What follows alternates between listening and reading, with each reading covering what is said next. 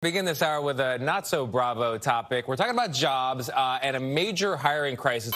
Roe and I met at Empire Metal, a fabrication and finishing shop in Queens, New York, and where, much like manufacturing shops nationwide, finding skilled workers like these is a growing challenge.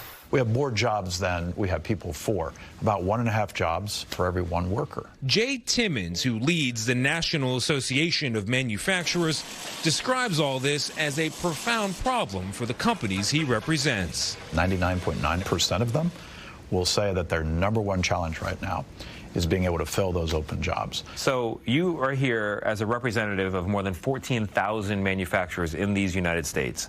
And the #1 problem for 99 out of 100 of them is filling jobs. Yeah. I never thought I'd be able to say that. But now it's kind of an all hands on deck. We've got to fill these jobs that are open. And there are nearly 800,000 of those jobs open right now, according to the latest federal count, a number that surged in recent years as companies reinvest in American-made products. And with manufacturing workers earning more than $30 an hour on average, Timmons says the problem is not pay, but perception. CEO Carla Trotman says they could be doing more if only she had the workers to do it. How many people work here right now? 30. How many people do you wish worked here right now? 45.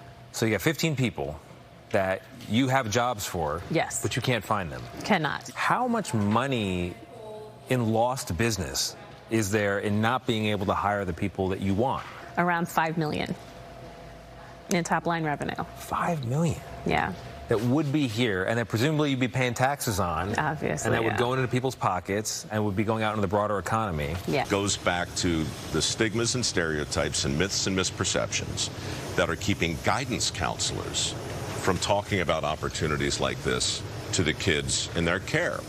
It's those things that are keeping parents from putting all the options on the table. Fascinating story.